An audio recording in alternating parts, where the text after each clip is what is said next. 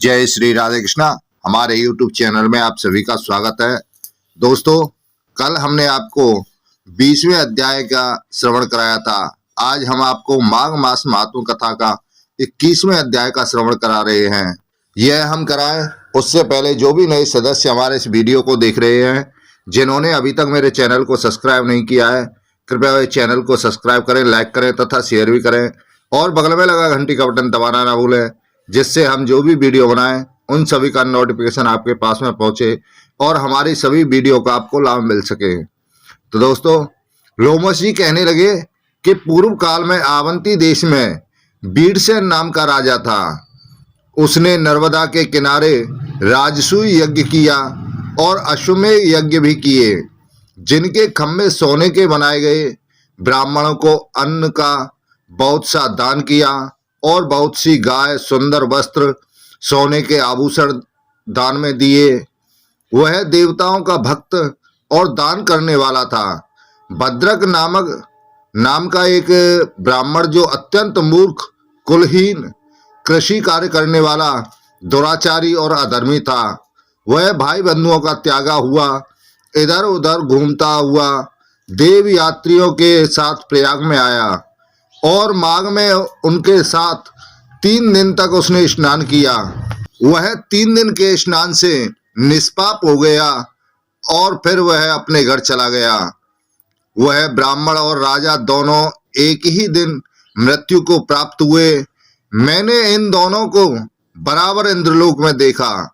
तेज, रूप, बल, स्त्री, वस्त्र और आभूषण में दोनों समान थे। ऐसा देखकर उसके महात्म को क्या कहा जाए।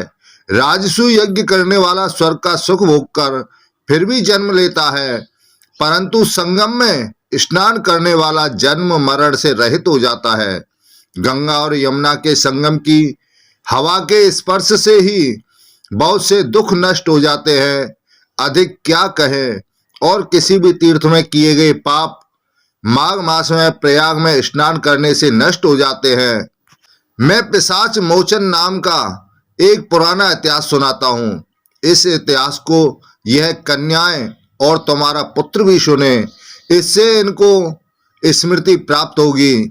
पुराने समय में देवद्युति नाम का बड़ा गंभीर और वेदों का पारंगत एक वैष्णव था। उसने पिशाच को निर्मुक्त किया था। वेदनिधि कहने लगे कि वह कहाँ का रहने वाला, किसका पुत्र, किस पिशाच को उसने निर्मुक्त किया। आप विस्तार पूर्वक यह सब कथा सुनाइए। लोमस ऋषि कहने लगे, किलपज्ञ से निकली हुई सुंदर सरस्वती के किनारे पर उसका स्थान था। जंगल के बीच में पुण्य जल वाली सरस्वती बहती थी। वन में अनेक प्रकार के पशु भी विचरते थे। उस ब्राह्मण के श्राप के भय से पवन भी बहुत सुंदर चलती थी और वन चैत्र रथ के समान था। उस जगह धर्मात्मा देवद्युत रहता था। उसके पिता का नाम सुमित्र था और वह लक्ष्मी के वरदान से उत्पन्न हुआ था।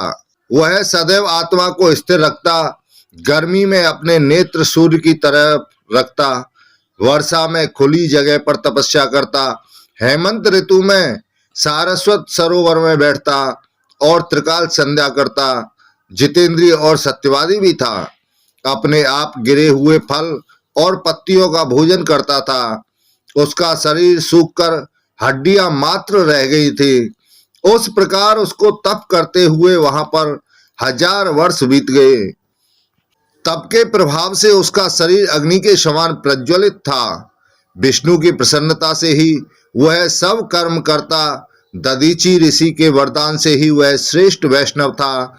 एक समय उस ब्राह्मण ने वैशाख महीने की एकादशी को हरि की पूजा कर उनकी सुंदर स्तुति तथा विनती करी। उसकी विनती सुनकर भगवान उसी समय गरुड़ पर चढ़कर उसके पास आए।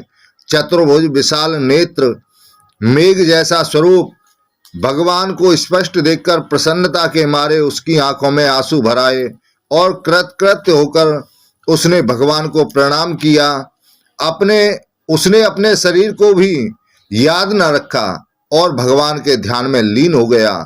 तब भगवान ने कहा कि देवद्युत, मैं जानता हूं कि तुम मेरे परम भक्त हो। मैं तुमसे अति प्रसन्न हूँ, वर मांगो।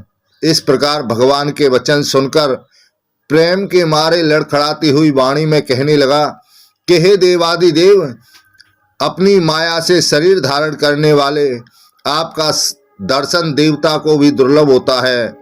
अब आपका दर्शन भी हो गया, मुझको और क्या चाहिए। मैं सदैव आपकी भक्ति में लगा रहूं।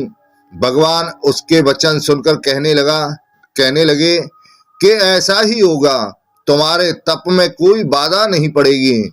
जो मनुष्य तुम्हारे कहे गए स्तोत्र को पढ़ेगा, उसकी मुझ में अचल भक्ति होगी, उसके धर्म कार्य सांगोपांग होंगे और उसकी ज्ञान में परम निष्ठा होगी। तो दोस्तों, आज हमने आपको माघ मास के महात्म कथा का 21वें अध्याय का श्रवण कराया है।